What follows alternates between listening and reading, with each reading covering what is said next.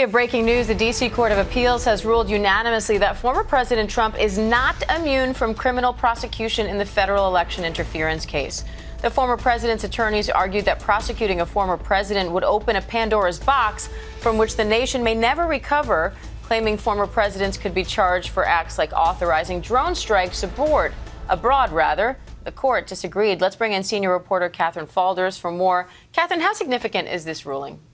It's extremely significant because it's a unanimous ruling. It essentially says that former President Trump isn't immune from prosecution, what his lawyers argued. Now, in terms of the next steps here, his lawyers are likely to appeal this to the full circuit and then maybe ultimately the Supreme Court. Trump has vowed to do such a thing depending on the circuit's decision. But I want to read you a few lines. It's a long opinion. It's a long ruling. But it essentially says what the ruling writes. I'm quoting from it. "We cannot accept that the office of the presidency places its former occupants above the law for all time thereafter." It goes on to say there is no functional justification for immunizing former presidents from federal prosecution in general or for immunizing former President Trump from the specific charges in this indictment. Now, this is significant because we've been talking a lot about these trials, Diane. We know that there obviously is that federal trial down in Florida that's probably going to get postponed.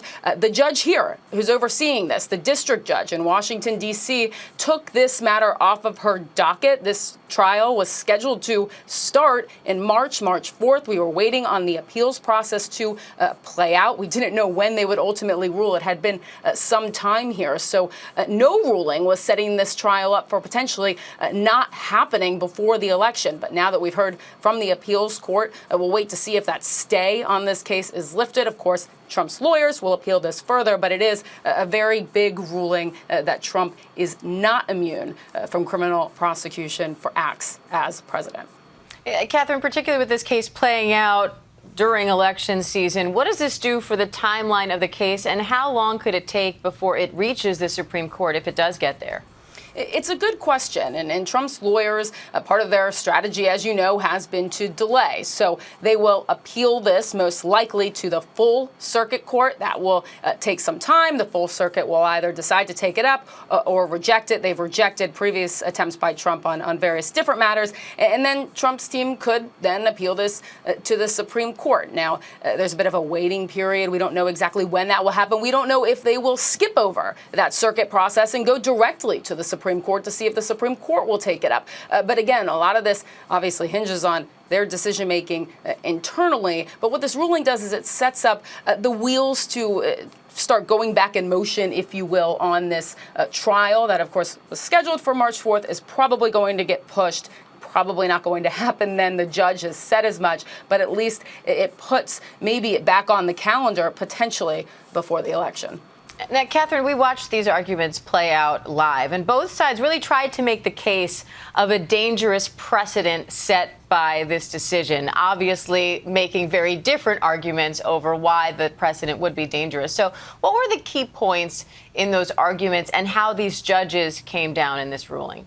Well, it was a unanimous decision, we know, from all three judges who asked a variety of questions here. And you'll remember Trump attended these arguments. He didn't speak. His lawyers argued on his behalf. But both sides argued it sets a dangerous precedent. And Trump has said since the arguments that essentially every former president should be immune or else they'll just be charged constantly. Of course, the special counsel made the argument that if this is precedent, if we're just going to immunize former presidents, then essentially that means that it's a free pass. They can do whatever they want. It sets up a dangerous precedent going forward. So it's significant in that this was unanimous. There was some thinking that maybe the decision was taking so long because there was one holdout. That's not what happened here. Unanimous decision, and we'll see what Trump does next. As you know, he's constantly said, he being Trump, that he's essentially this is a prosecution of a political opponent. We'll continue to hear that from him. Similar language that he said, and I'm sure I haven't looked quite yet. It doesn't seem like we have a reaction from the Trump campaign or Trump, but you can expect that you'll hear similar wording and phrasing and language from his side as well. Catherine, do you think his side will have to change their arguments a bit now that this ruling did not go in their favor? I'm not sure. I'm not sure that they necessarily will. Some of the core arguments that they had, one thing that his lawyer focused on a lot was that you have to be both impeached and convicted by the Senate to then move forward with essentially no immunity here. Of course, Trump was impeached twice, but not convicted. I don't know if they'll change up that argument. I don't think that they will. I think that they will keep their general arguments the same.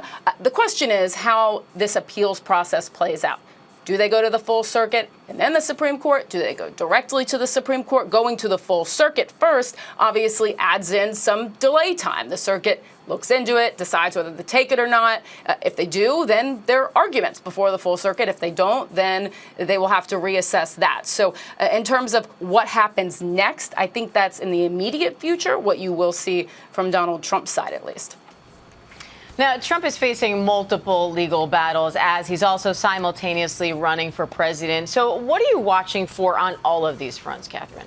Well, look, I think we've talked a lot about Trump juggling the political side of this and the legal side of this, which is all seemingly blended together here. We know that there are, at least next week, there's hearings in the classified documents matter. Those hearings will be behind closed doors. They're under seal. They're taking place in a secure location because it's discussing classified information.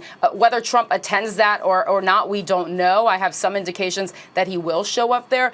So in terms of what's next, we figure that the Alvin Bragg trial, that seems to be what's going to trial first here in March. That will happen. It's just a matter of time, and we just have to see what these judges do and how the appeals play out on the federal level, both in Washington, D.C., down in Florida. We could expect, given the complexity of the Florida matter, and that deals with a number of classified documents and debates around that and who can see them, can Trump see them, can the other defendants see them, that is going to be more complex.